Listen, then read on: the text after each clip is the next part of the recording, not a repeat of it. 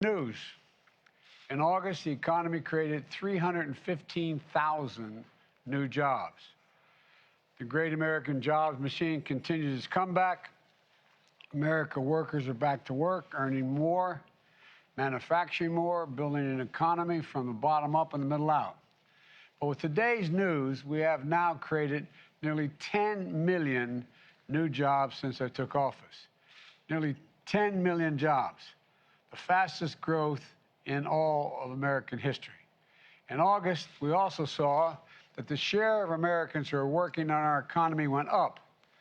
Economists call that labor force participation rate. Working age women are now, for the first time, back at work at rates not seen since before the pandemic. Wages are up. Unemployment remains near a 50-year low. And yesterday, we got data that showed that manufacturing orders were up, but cost increases in supply chain items were beginning to ease. The week before that, we got data showing that price increase may be beginning to ease as well. The bottom line is jobs are up, wages are up, people are back to work, and we're seeing some signs that inflation may be, I'm not overpromising, may be beginning to ease. Couple that with the fact that gas prices have now fallen 80 straight days, the fastest decline in over a decade.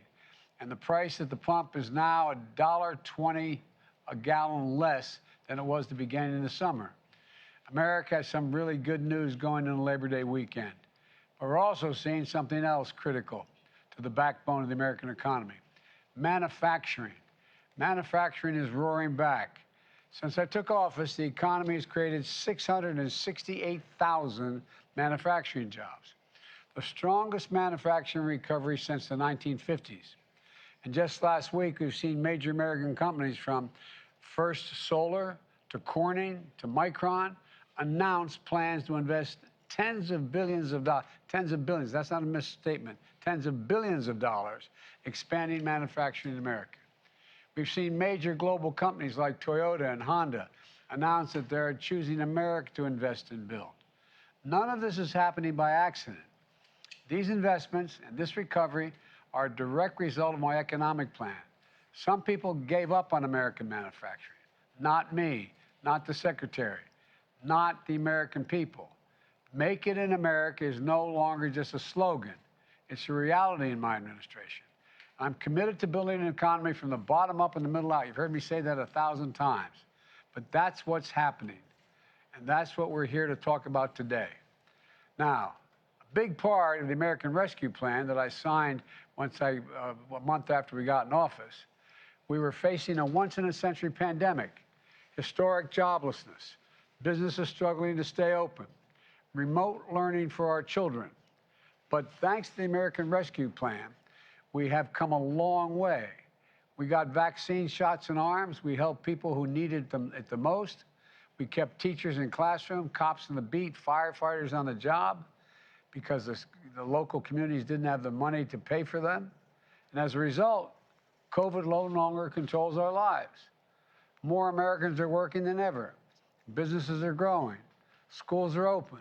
And today we're celebrating a signature program, the American Rescue, within the American Rescue Plan, that's going to help communities that need it most. Look, it's called the Build Back Better Regional Challenge. It's centered around a vision that as our economy recovers and modernizes, as science and technologies accelerate and change the nature of how we manufacture, we want workers and small businesses leading this transition, making sure they're a part of it, not just being shunned aside. Instead of fearing that the transition is going to leave them behind, we're going to help them get retrained and many other things. And think of the 55-year-old small businessman who's been making a single screw, this is literally true, for a combustible engine for cars for decades. He and his workers are worried. Why? Because we're moving to high-tech electric vehicles. We're going to help them and their businesses with training and new technology to help them make parts for electric vehicles and lead the transition to a clean energy economy so they're not left behind.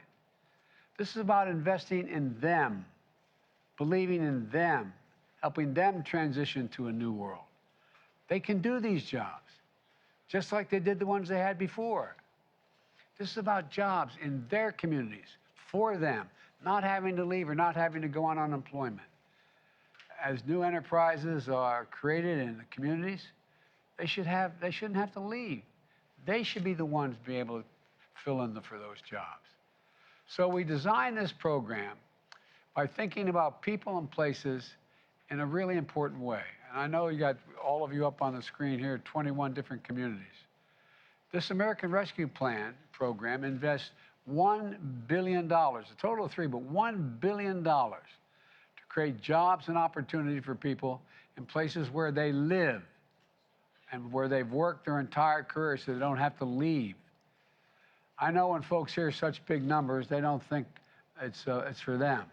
But this is for them. It is for them. Over 500 coalitions applied for these grants, from community organizations to philanthropies to labor unions to colleges, universities, all working together from every part of America. That kind of interest is a testament to the need and enthusiasm for this type of investment. I take a look at this as a transition investment. I'm so proud to announce 21 awardees up on the screen here who each receive between 25 million and 65 million jobs to turn their plans into action. And as Secretary Raimondo just said, and I guess I wasn't supposed to start this off, was I? Come to think of it. All of a sudden it dawned on me I was supposed to let her speak first. But estimate these projects are going to result in 100,000 jobs created or saved, over $7 billion in additional private sector investment in these 21 communities. We want you to continue having good jobs in your communities so you don't have to leave, so your people in your communities aren't displaced. The winners are all here up on the screen, and they're going to empower communities in Pennsylvania, West Virginia. Joe, is that you? Is that Joe Manchin I see? I'm right here with you. Hey, Joe, good to see you, man. Thanks for what you're doing. Matter of fact, you're one of the guys that started this idea with me, what you're talking about needed to happen in West Virginia. But anyway, you kept your promise.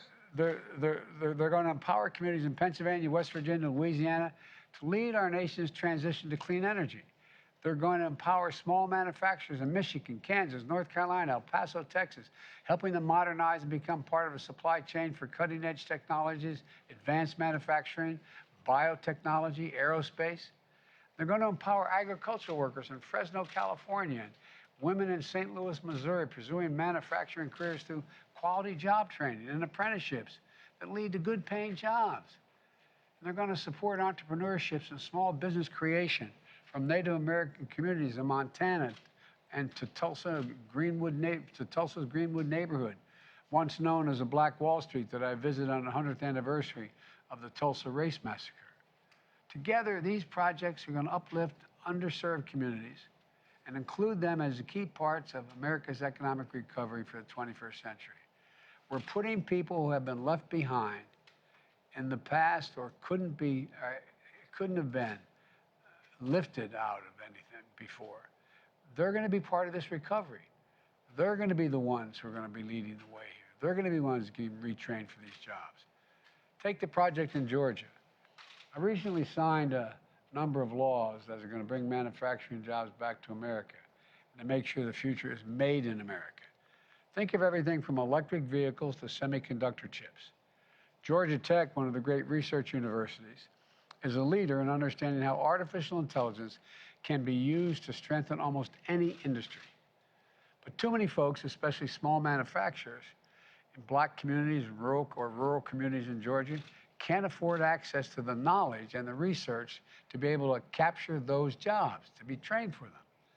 They can't take advantage of all that technology that can make for them all the difference between their business closing and thriving. So Georgia Tech partnered with HBCUs in like Spelman College and Fort Valley State and local community colleges. With this grant, they're going to take this technology on the road with mobile training studios. That's basically a high-tech van that's going to travel into underserved areas across Georgia to train a whole new generation of workers. Technology experts will provide workers who are interested in 4 to 6 week hands-on training that can make all the difference in their employment. Think of a poultry farmer who might never had a chance to learn how artificial technology can help manage inventory or improve the safety and quality while increasing their productivity. Think of the family-owned paper manufacturer that could never have afforded trying out cutting-edge technologies.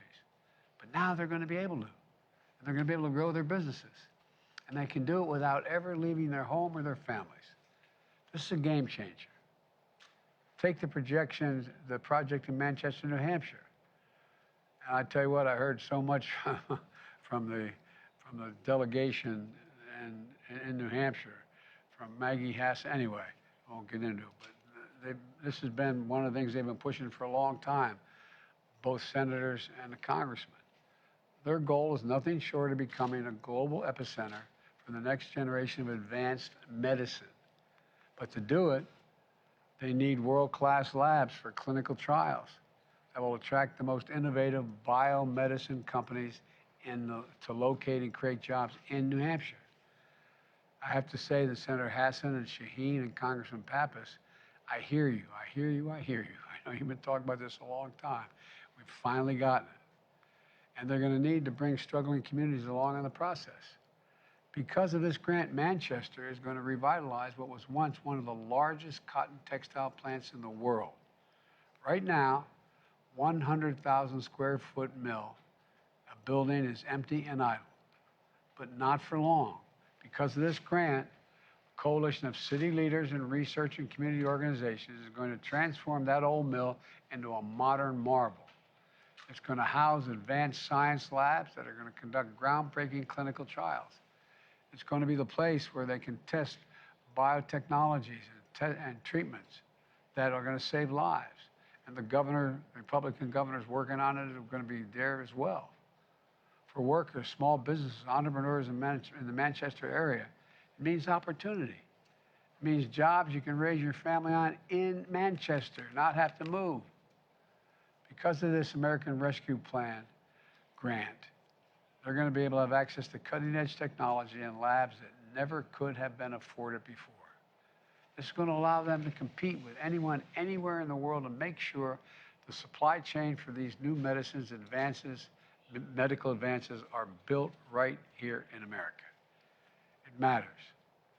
As you probably know, I could go on and speak about each of the communities here, but time won't permit.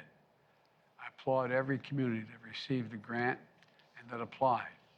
You're the reason why I'm so optimistic about the future of this country. I mean it. You heard me say it many times before. America is the only nation in the world that can be defined by a single word: possibilities. Nothing but possibilities here. That's what this is all about. I want to thank you, and now I'm going to do what I should have done to begin with. Turn it over to the Secretary to begin this, but we've already gone by it. So, Madam Secretary, the floor is yours. Thank you, Mr. President. I think the fact that the President jumped in there right away is a testament to how excited he is about this project. He's fired up, and he's committed to it, and that's because he knows. He knows that we have to be investing in every community in America to help with the transition. So let me fill in a few of the blanks about how this program is going to work, and then we're going to have a discussion with a handful of the 21 awardees. First of all, congratulations. If you are one of the 21 here, you are the cream of the crop. Your applications were fantastic, and congratulations to each and every one of you. The President and I are so proud of you and just thrilled to be able to work with you. I have to thank you, Mr. President, for your leadership. Everybody should know that this was the President's idea. I mean, as he said, the American Rescue Plan was passed 17 months ago. $3 billion of that came to the Commerce Department to do economic development, and we decided to put $1 billion into this Build Back Better regional challenge, and it's because the President directed me to make investments in communities to help communities revitalize themselves and get ready for the transitions in our economy. Because he fundamentally said people want to work where they live, and they ought to be able to do that. And so that's what this is all about. We believe every single American, no matter where you live, ought to have an opportunity to have a high-paying, family-supporting job in that community. And that's what this is all about. So let me fill in some of the blanks about the approach. It's a novel approach. This is the first time ever the Department of Commerce has made such sizable investments in individual communities.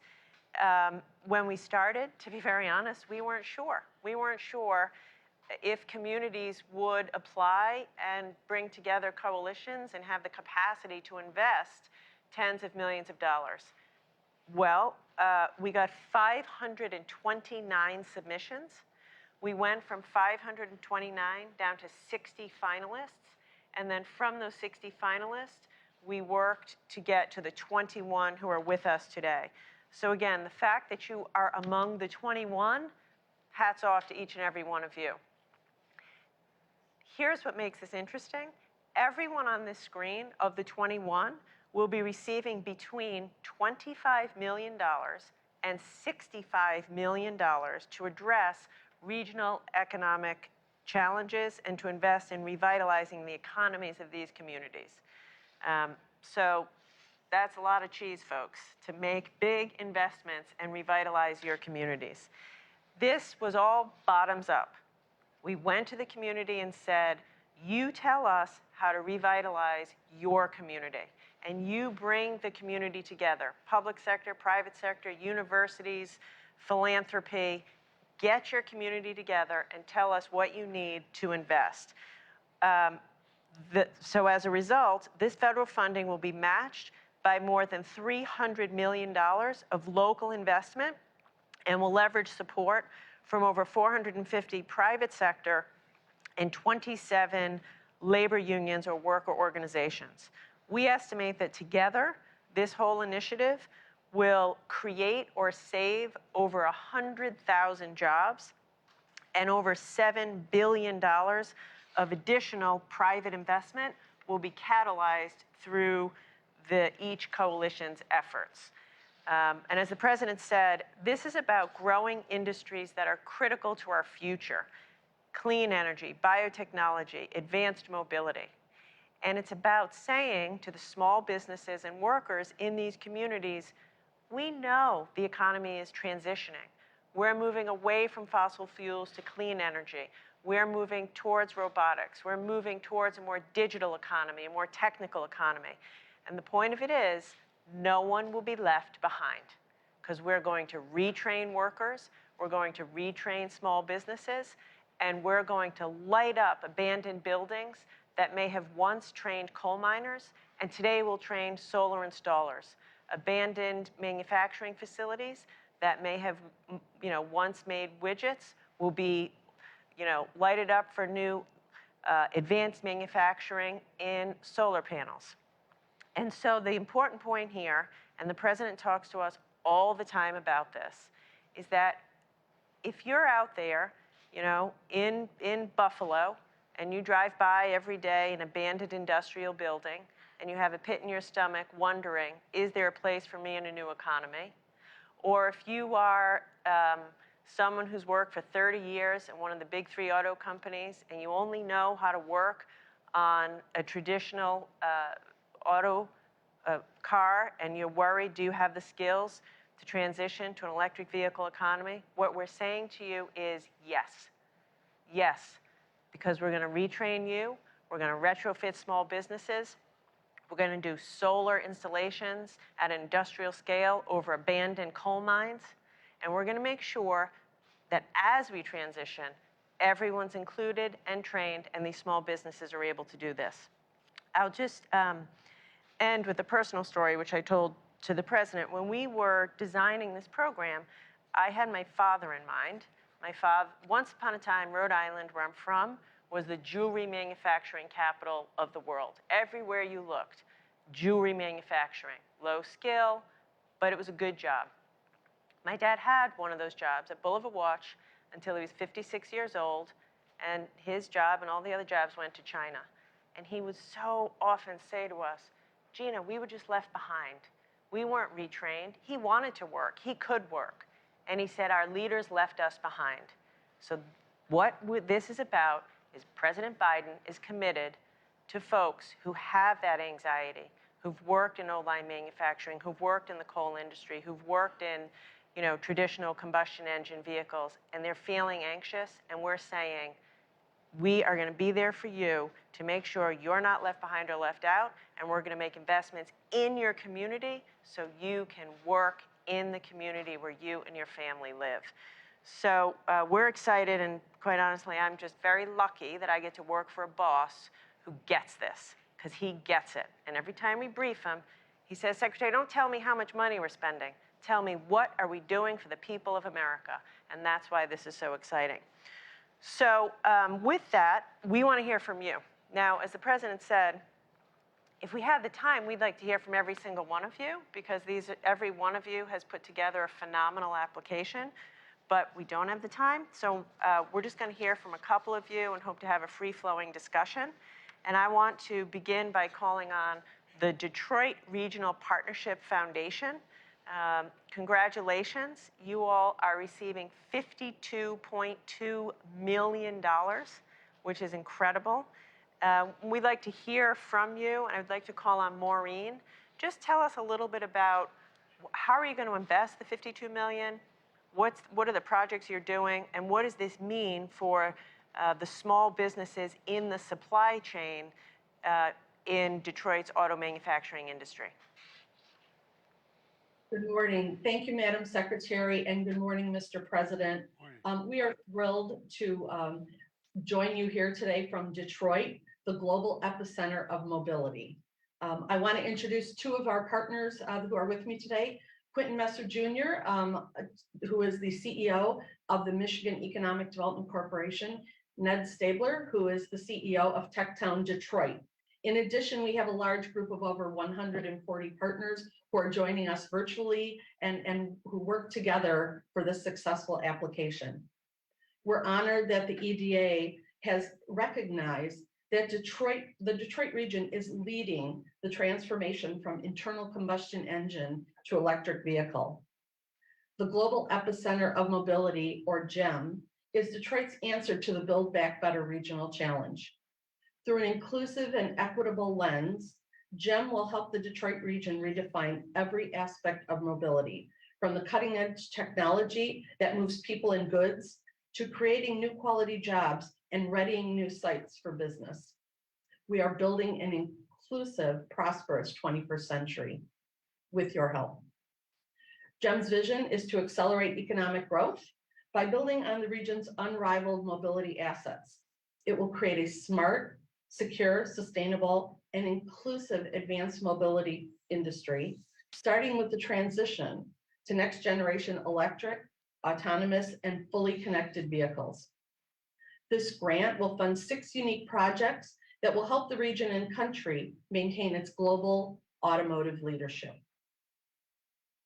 GEM will support workers, startup businesses, and small to medium-sized companies as they adapt to new high-tech advanced mobility industry. Led by one of the most diverse regions in the United States, GEM offers the opportunity to create a national model for equitable economic growth. We are ready to help secure the nation's advanced mobility leadership for generations to come. Thank you again. We welcome any questions, and we also want to invite you, Mr. President and Madam Secretary, in 2 weeks to join us in Detroit at the North American International Auto Show, where we can show you in person how we are leading the way. I'll be there. Awesome. I'm a car guy, Yeah. as you kind of noticed. Hey, look, I drive the cabinet crazy and my staff crazy by asking them to give concrete examples that if you walked up to somebody in a corner and said it, they could completely understand it. One of the things that this is pure Biden, but I believe, and I've been saying for some time, that the next 10 to 15 years, more is going to change in terms of technology and innovation than has happened in the last 75 years. I mean that sincerely. Things are going to change so rapidly. That's good if we're going to compete in the world, but also it's scary as hell for somebody who, like we were talking on the way over to this building about how there's hundreds of small companies supplying small parts to internal combustion engines. And you were giving me an example, Madam Secretary, of a bolt, one company provides. That is not going to be useful in an electric vehicle. And so what we're going to do is train that company, the ownership of that company, what parts they can contribute to make that vehicle. And I'll give you a concrete example. Remember when we were having the great difficulty, we still have some difficulty in the supply chain of items coming from Asia. And the shipping, the vast majority of it comes through the ports in San Diego and Los Angeles and those ports. And the ports are asking for help all across the country for new technologies, new cranes, new movements, more robotics. I said, okay, we'll do it on one condition, that the people you have on the job now at the port are the people you train. You give them the opportunity to man the new machinery. Not a joke. And one of the things I think was so important about what we're all talking about, all of you are talking about, is think of all the people who've been breaking their neck and doing well, doing things that really matter, who are going to become what they're doing because they're going to become obsolete because how things are changing. Whether it's a transition in the climate environment or whether it's manufacturing or medicine, whatever it is. And so when you say we're going to provide in-depth assessment and assistance to 65 firms through a supply chain transformation center. That can sound pretty abstract to a lot of people. Give me an example of what you really mean, what this will really mean for a company and its workers in this supply chain transformation center. What are you talking about?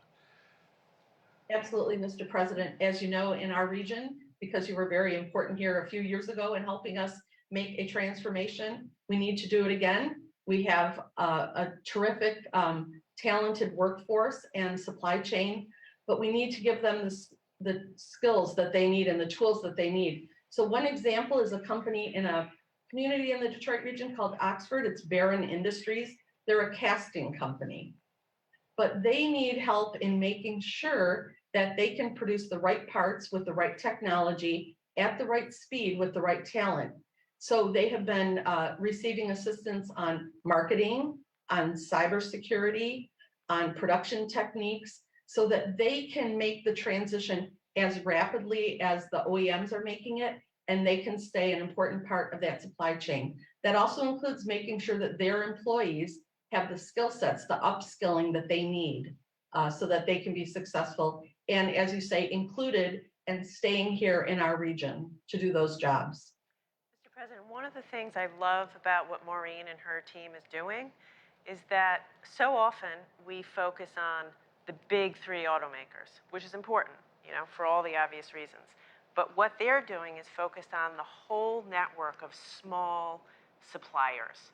The hundreds, if not thousands, of small, family-owned suppliers to the big three, and making sure that, as Maureen said, they have the new materials, the new technology, the new training, so that they can continue to service as we move towards EVs.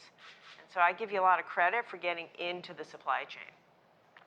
Last thing I'll say, I could talk about this for a long time, but going through two of the major American automobile plants for a long time, for an extended period of time, there was a lot of concern by the UAW about robotics and how that was going to displace workers, when in fact, being able to teach those folks how to use those robots that increase productivity and doesn't displace them is what's really happening.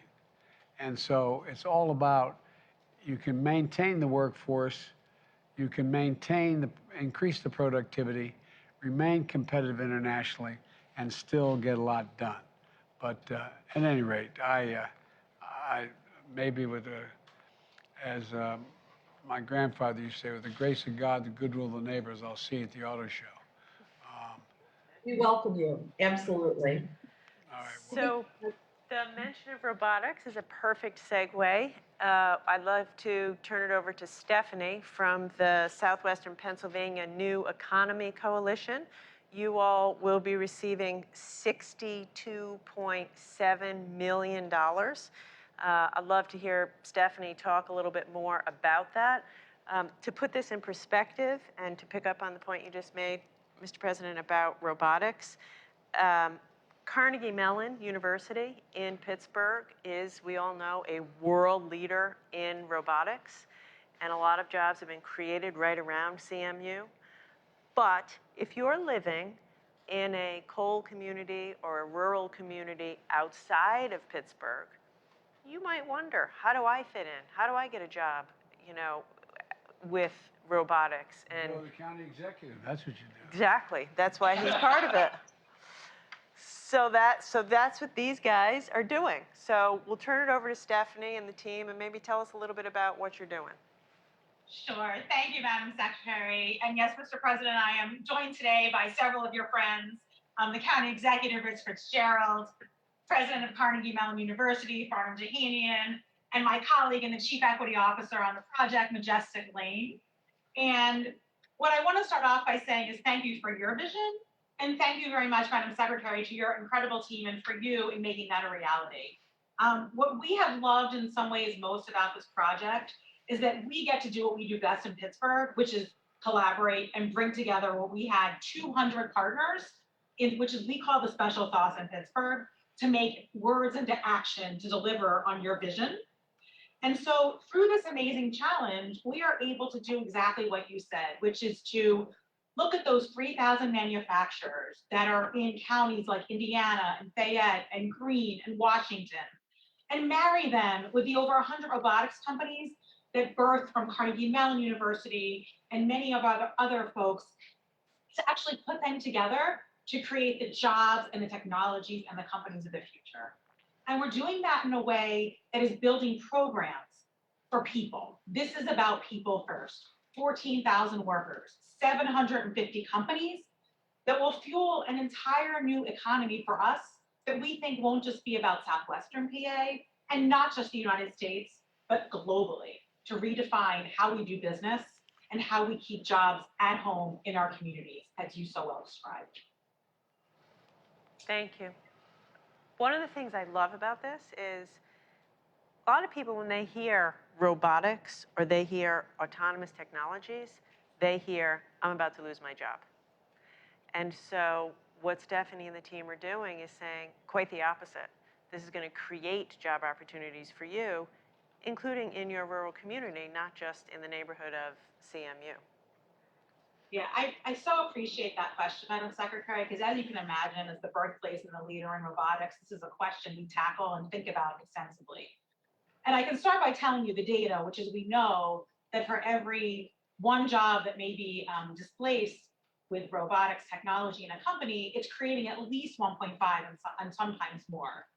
But what's even more important, and that we understand, is for the companies that are actually growing and scaling in our midst, those 100 companies I talked about, many of them have upwards of 1,000 employees right now. And those are middle skill jobs. Those are jobs where people are tinkering and building sensors and using the skills that you described, like your father had. And that's exactly what we're trying to do here today. And we're doing it across industries like energy, like agriculture, like healthcare. This is an incredible broad-based opportunity. And what we even know more is when we talk to those workers, they are more fulfilled. They are actually enjoying their ability to use their creative skills to customize sensors, to repair robots, to work in partnership with entrepreneurs in creating those actual technologies. It's a more fulfilling job. It's a higher wage job. It keeps them in communities, and it actually allows them to have family sustaining jobs where they were born and where they want to stay. Mr. President, at Carnegie Mellon, I had the honor of you're showing me around Carnegie Mellon. It's a great university for real. I'm not being solicitous. Are you working with smaller outfits like the community colleges in the region? And talk to me about the sort of coordination between a great national university like yours and a community college in a community. First of all, Mr. President, thank you very much for your leadership. It's good to be with you. There are two aspects of it that I want to highlight. On one hand, what we're trying to do is to bring robotics and automation to small and medium-sized enterprises. As you alluded to, the digital transformation is taking place, and it's really having a ripple effect across so many sectors of our economy. So we're bringing those technologies and know-how to agriculture, to construction, to energy, to healthcare, to manufacturing, mining, and transportation. So that element, bringing those skills and technologies to small and medium enterprises to make them more competitive is extremely important. It's extremely important for the nation because we live in a global world. So that's one element of it. The second element of it that you alluded to has to do with upskilling and reskilling the workforce. And in this case, we're working with community colleges, we're working on curriculum development, we're working on various ways that we can bring along the workers and retrain them and upskill them to be ready for these new jobs that are going to be created. It's extremely important to recognize that as we adapt these new technologies in small and medium enterprises, we have the workforce that's going to be ready to take those jobs. So the coordination with community colleges, with labor unions, especially in our core urban areas, and as Madam Secretary alluded to, in 11 counties that surround us is part of our mission and what we're committed to. Thank you again for the opportunity. Well, let me ask you, how's this going to play out on the political scene? As a county executive, what are you going to be able to tell folks about what's happening with this $62 million? Well, thank you, Mr. President. What we can tell people is President Biden continues to invest in people and in jobs and in our future. First of all, congratulations on another great jobs report. I mean, we shouldn't just go over that real quickly. 10 million jobs in your year and a half tenures is really unbelievable. And a lot of them have been created right here in southwestern Pennsylvania. And as Stephanie and President Johannian had mentioned, it's not just for the robotics software engineer in Pittsburgh. It is for the small town in Westmoreland County, in Beaver County, the manufacturing facilities that are transitioning, and the type of training that can happen throughout our community college, but for families. And I know you talk about this all the time, and it's so important. It's about hope and for the future, for the next generation who are out there wondering what's going to happen. You mentioned the displacement that's going to, could happen, and the changes over the next 10 to 15 years. This doesn't leave people behind. And we appreciate that very, very much. And by the way, we're looking forward to seeing you on Monday at Labor Day. You're always here with us, and we're looking forward to it. We're guaranteeing good weather, Mr. President. All right. Take that to the bank. All right. Sir, do you have anything you'd like to add about what's going on in the community?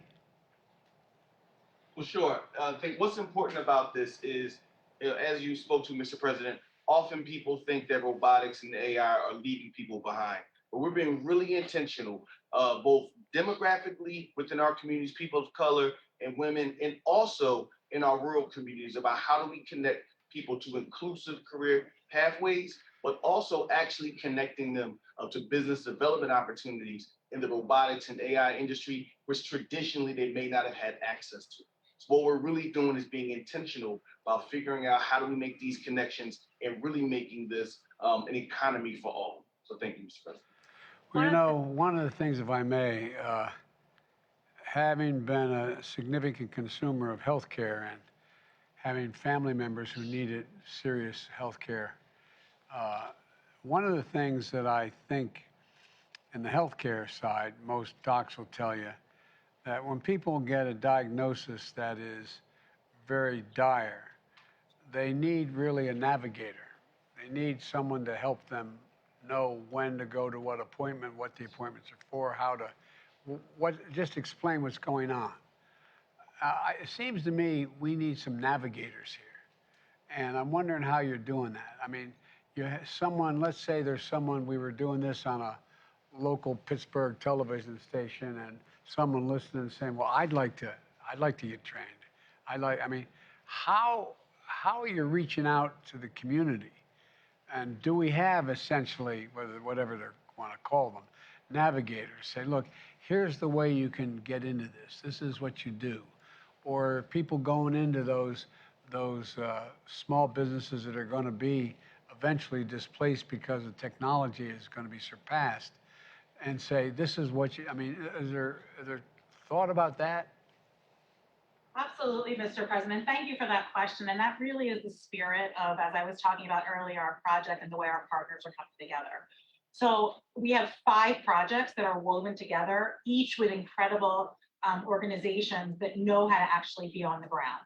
Most of our money is actually going out to neighborhoods and communities so they can actually use the organizations that know their people, that know where the businesses are, that know where those individuals are that have to get into the jobs, where those people are that are ready for entrepreneurial opportunities. So for example, it starts with our manufacturing extension partnership. They know where those manufacturers are and they understand their readiness to adopt technologies. They will come together in a manufacturing hub with entrepreneurs who can help de-risk the prototyping and creation of products that can actually be deployed. We also have our lead accelerator entity in the region that's creating a new model of startup factory with anchor maker spaces throughout the communities where we can identify opportunities to create new technologies that will be deployed into those companies. And taken all together, our workforce ecosystem, as Dr. Janey described, will actually be connected by a web of workforce boards and other community organizations, including labor unions and other, at the neighborhood level, who can then bring those curriculum partnerships, the workers to the table for those jobs. So we're really relying on, as I said, 200 entities and partners who know how to navigate and know where the businesses are, know where the people are, to make sure we have a marriage and alignment that can propel this opportunity. One of the things I'd raised, and I've not raised with the secretary, but I've raised with you guys and everyone who's part of this grant effort. I think it's useful. Think about it. 25 years ago, 30 years ago, almost every high school had shop classes where you learned how to work with your hands, where you learned you could go and take carpentry or automobile, and just to get a sense. I really think we should be talking, and I don't have a program, but I think we should be talking about a little bit about how we let high school students know how things are changing and what may be available down the road. And I know we're supposed to, I know I'm taking this longer than I should, but a guy who's been talking about transition for a long time with me has been Joe Manchin. He lives, breathes, and eats West Virginia. But Joe, how's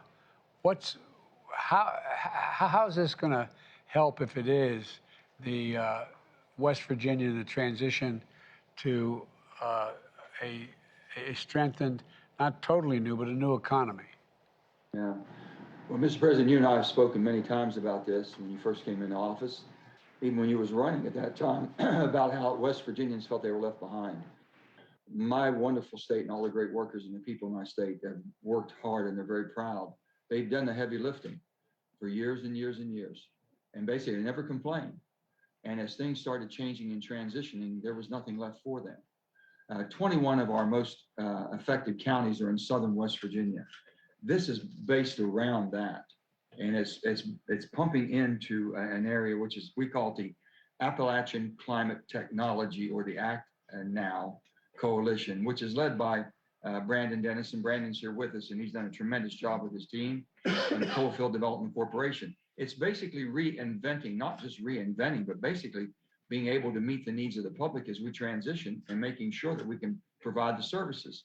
That's what they've been doing for quite some time. And this announcement here and this rescue plan, the American Rescue Plan, continues to play benefits for West Virginia. But also your co-chair of Appalachian Regional Commission, Gail Manchin, who I know very well, is very, very proud that Appalachia has gotten so much consideration and assistance. And you're the first person, Mr. President, and with your most capable secretary and our dear friend Gina Raimondo, directing it to the people that need it the most. I think that's what we're here to say is thank you. These 21 counties have eight regional projects. I have with us here on the panel, I have my dear friend Amy Goodwin, chairman, she's a mayor of Charleston. I have Steve Williams, fellow colleague of mine, and he is mayor of Huntington, our two largest cities. And we have with us also Stephanie Tyree, and she's the West Virginia Hub Director that works directly with these projects. They can explain in detail what this is going to allow us to do. And we've gotten this $62.8 million, one of the top awards, and we're so proud of that. But the need is there, and I can guarantee the investments will be made. You and I have spoken many times about you can spend money or you can invest money. We're going to give you a return on this. We're going to give the taxpayers of the United States a return on their investment in West Virginia. That's what this is about. And a reward base to the people who have done the heavy lifting, allow them to continue to transition now with our Inflation Reduction Act, Mr. President. This segues right into that because now it's going to allow them to start focusing on a complete new way of delivering the energy that this country is going to need. Coal, we talked about all the cars, and Debbie Stabenow and I talk about that a lot. And I said, Debbie, you wouldn't have a car if it wasn't for the coal and the steel that we produce to send you the material that you need to make the car. So we're all hooked to the hip here. And as the transition goes on, the investments that are being made, the 48C tax credit is going to put $4 billion on additionally back into coal hit communities so we can diversify and attract more business there. So I just can't tell you how much this means, Mr. President, and I'm just so proud to be part of this, and also so proud of what the ARP has done, American Rescue Plan, and so excited to see what the Inflation Reduction Act is going to do. So many people don't know how much is in there that's going to transition their lives and transfer them into an economy that's going to give them an awful lot of stability. So we're very proud. Well, Joe, thanks. I'd love to talk to every one of you, but I'm getting the sign here. I better cut. They're going to have a I was afraid you were going to get the hook. But look, we could do this all day, the, but the point, let me conclude by saying this. This is not going to waste money, what we're talking about each year doing. It's going to grow the economies. It's going to keep us in a position where we are the most advanced economy in the world, and where we bring along the people who have made this country. You know, I joke, and I shouldn't get political, but let me put it this way. The people who built the country are hardworking people who work with the sweat of their brow and their hands, and they're the ones that created a middle class.